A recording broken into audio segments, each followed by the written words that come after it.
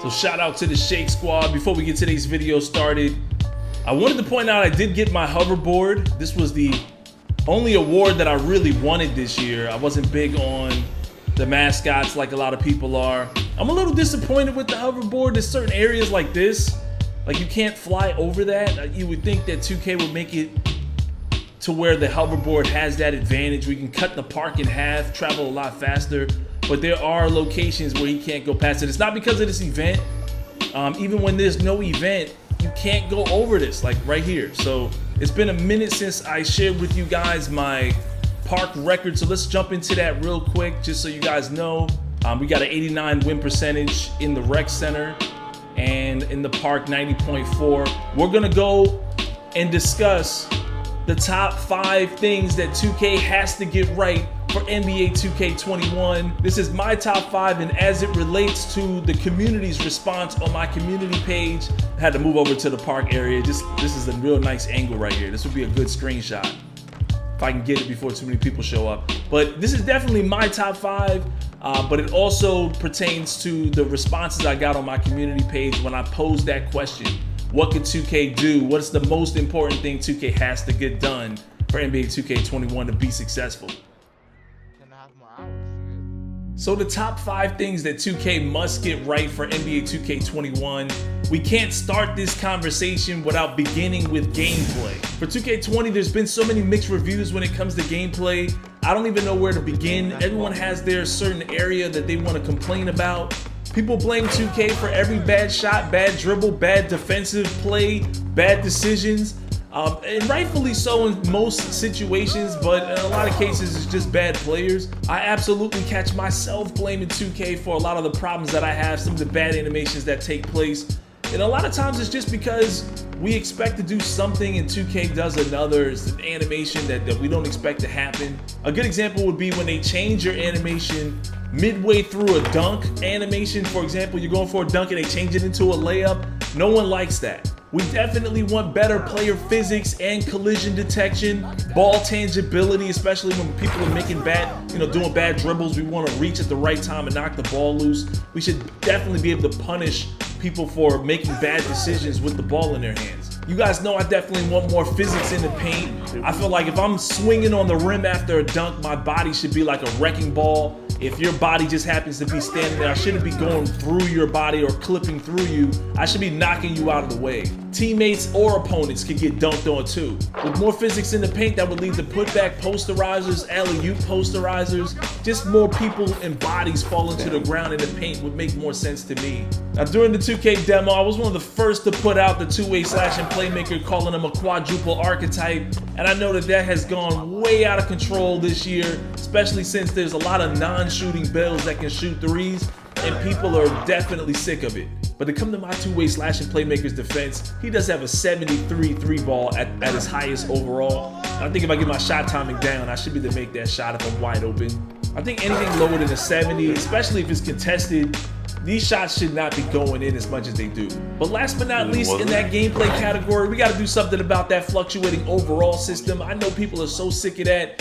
When you get to a certain overall, you have to continuously play sweaty as hell just to maintain your attribute level. I think 2K can think outside of the box and find another way for us to want to play well on the park and not throw games other than a fluctuating overall system. The number 2 thing 2K has to get right for NBA 2K21 to be a success is we need a new park, new neighborhood, whatever you want to call it.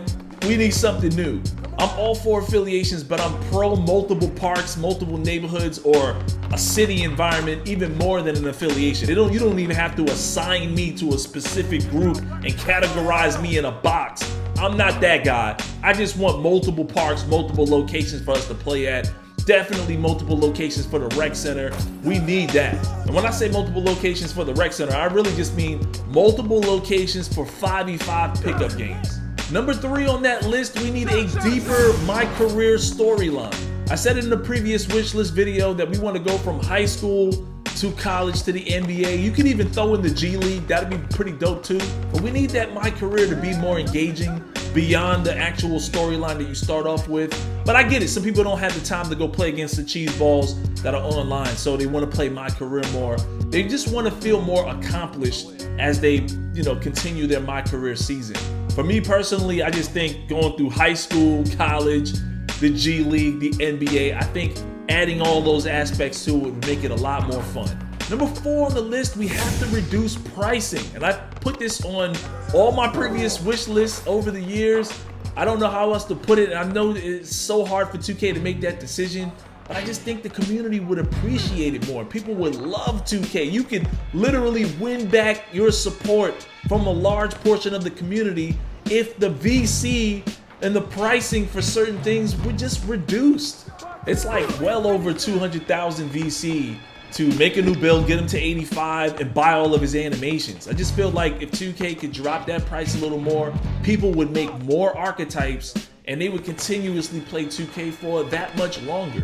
And not to forget the price of custom sneakers.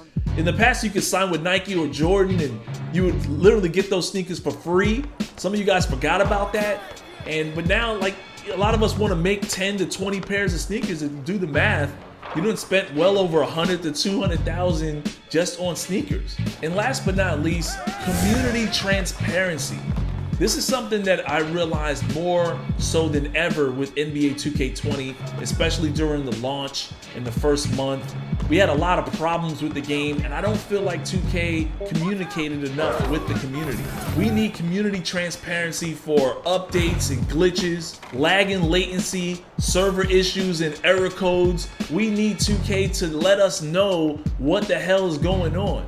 We need 2K to update us on when the patches are coming out, or when things might be running a little smoother. We need 2K to admit that things are running a little shaky.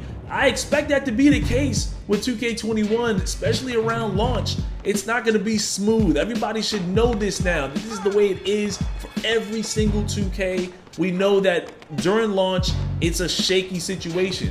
But when I see my attributes going negative, when I see my VC go negative and I'm in the hole, I just lost like 150,000 VC. I want 2K to put out a message that says, hey, contact us, reach out to our support team if you're having some problems. We're here to help. Just communicate with the community the best you can during these hard times, so we're not sitting in the back frustrated and pissed off that we bought a game and we don't know what's going on with it. So those are my top 5. Obviously, there's some bullet points for each one of those categories.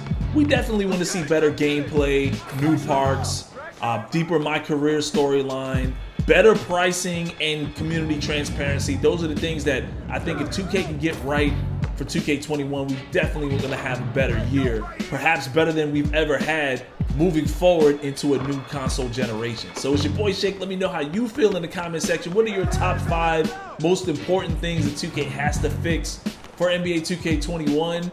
As always, smack that like button to show your support, subscribe, and I'll see you guys in the next one. So every now and then I try to remember to showcase the custom kicks that I'm wearing. Right here, these are the Jordan 12 Retro. These are my very first Jordans that I ever purchased in real life when I was 16 years old for my first job. But if you notice the gameplay down below, my battery and my controller died.